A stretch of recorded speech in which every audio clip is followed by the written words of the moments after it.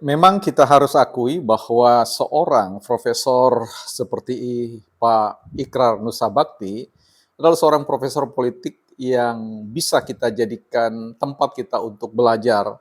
Tentu belajar bukan hal yang sifatnya positif saja, tetapi ya hal yang negatifnya juga.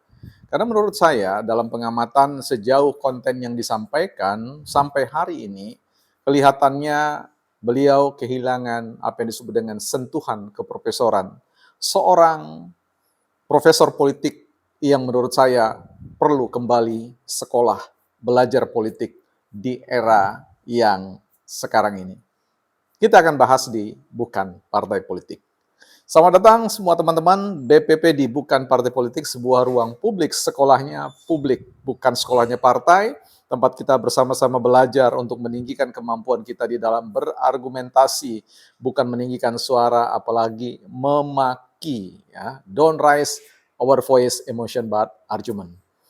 Ya, teman-teman, konten ini merupakan respon dari konten yang dibuat oleh sang profesor Ikrar Nussabakti yang mempopulerkan dirinya sebagai seorang profesor politik yang tentu kita harus akui dulu. Kalau sekarang mungkin perlu kita pertanyakan atau ragukan tentang eksistensi guru besar beliau sebagai seorang profesor.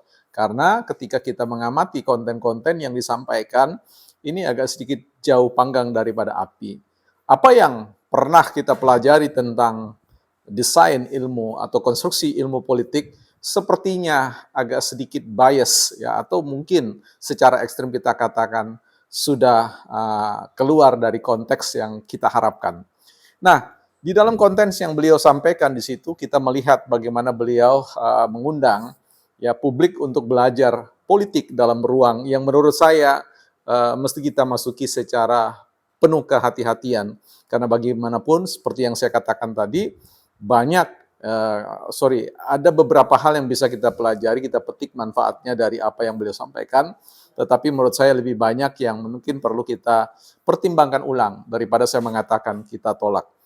Persoalannya berawal dari apa yang beliau sampaikan terkait dengan yang menurut saya memang pada bagian tertentu ada hal-hal yang memang punya nilai kebenaran yang disampaikan, misalkan mendeskripsikan tentang Raja Empat sebagai suatu fenomena keajaiban yang dipenuhi dengan ragam bird paradise atau burung surga ya, burung cendrawasih, dan kemudian bagaimana biota lautnya, keragaman terumbu karang, ikan dan sebagainya yang menurut saya ya tentu faktual, artinya benar dan kita bisa terima. Tetapi yang kita kemudian perlu pertanyakan adalah mengapa kemudian ujung-ujungnya menyeret nama Pak Jokowi sebagai seorang presiden ya ketujuh yang dianggap sebagai variabel atau faktor perusak dari Raja Empat.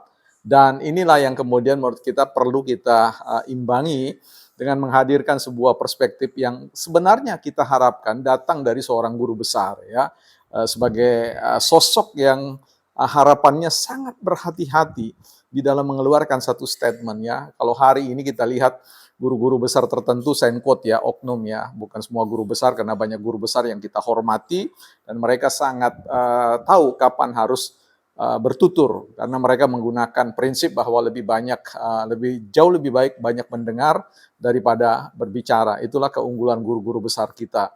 Nah, tetapi ada guru-guru besar yang hampir setiap hari berbicara dan kemudian bahkan laju kecepatan statement beliau itu tidak sama dengan laju kecepatan pikiran. Ya, suatu hari saya digonceng atau dibonceng naik kendaraan sepeda motor oleh sobat saya dan beliau mengatakan, mengendarai kendaraan itu dengan sangat kencang dan kemudian dia menengok ke belakang mengatakan, bagaimana, aman toh aman? Saya katakan bahwa saya sebenarnya tidak khawatir ya dengan kecepatannya, tetapi yang saya khawatirkan adalah apakah laju kecepatan sepeda motor itu berbanding ya sama katakan atau lebih besar ya kecepatan berpikir atau merespon dari sang pengendara atau sobat saya itu. Nah, disinilah yang saya sebenarnya khawatirkan juga, bahwa laju kecepatan statement itu sepertinya berbanding jauh dari kecepatan pikiran ya, artinya tidak mampu untuk melihat dampak destruktif atau dampak perusak dari statement yang disampaikan oleh seorang yang sebenarnya kita harapkan dari mulutnya keluar ya isu-isu atau topik-topik gagasan-gagasan yang mencerahkan Indonesia. Sekali lagi saya ingin mengatakan bahwa memang ada yang kita bisa pelajari dari beliau, tetapi menurut saya lebih banyak yang perlu kita hindari. Berbicara tentang Raja Ampat, sebagaimana saya katakan tadi, kelihatannya Pak Jokowi ini dianggap sebagai perusak. Ya, ini seolah-olah Pak Jokowi lah seorang diri dalam konteks membuat sebuah kebijakan. Kita tahu persis bahwa sebuah kebijakan itu, ya kalau kita bicara tentang adagium, when political end, ya administration began, ya ketika proses politik itu selesai dalam konteks pembuatan kebijakan dan proses administrasi atau manajerial dari suatu proses implementasi kebijakan itu berlangsung di tangan Pak Jokowi dan sebagainya. Memang sebuah kebijakan itu dibuat juga oleh pemerintah, tetapi pemerintah bukanlah stakeholder tunggal dalam konteks penentuan kebijakan terkait dengan Raja Ampat. Dan kita tahu bahwa proses apa yang disebut dengan eksplorasi tambang nikel di Raja Ampat itu berbicara tentang apa yang disebut dengan satu kontrak karya. Dan kita tahu persis bahwa perusahaan GAC kalau tidak salah itu ya mulai dirintis pada tahun sekitar 72 ya, sekitar itu saya belum lahir bahkan sekalipun. Dan itu ada dalam satu konsensi ya komitmen yang disebut dengan kontrak karya. Dan semua orang tahu kontrak karya itu adalah satu ikatan hukum, kepastian hukum dalam berusaha, baik yang dilakukan dalam konteks kemitraan Indonesia, negara, dengan negara yang lain, atau dengan perusahaan di luar negeri sana, atau kemudian perusahaan di dalam negeri sendiri. Dan itu ada rentang waktu. Nah, disinilah sebenarnya perlu dipahami bersama bahwa berbicara tentang eksplorasi tambang nikel itu tidak terkait dengan persoalan Pak Jokowi secara perorangan. Ya, sekali lagi kita mau katakan bahwa politik itu systemic, politik itu tidak bisa dieksekusi, ya didesain oleh seorang diri ya. Nah, kita tahu bahwa bicara tentang teori politik dengan trias politika, ya kita bicara tentang adanya eksekutif, yudikatif, dan legislatif.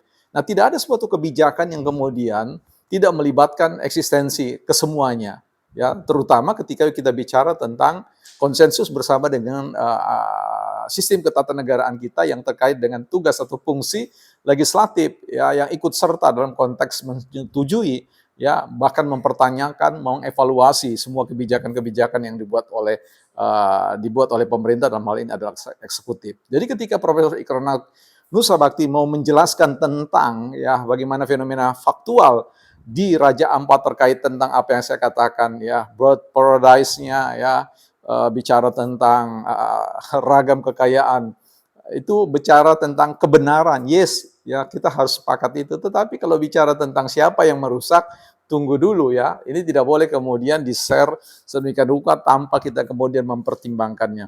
Kita harus tahu bahwa UNESCO sendiri memberikan pengakuan kepada Raja Ampat itu di tahun 2023 kalau saya tidak salah sebagai sebuah warisan ya, geopark ya. Nah, jauh sekali, rentangnya jauh sekali ketika zaman 72 itu ya kita sudah tahu siapa yang memerintah. Dan dalam konteks ini kita tahu bahwa Pak Jokowi itu adalah petugas partai.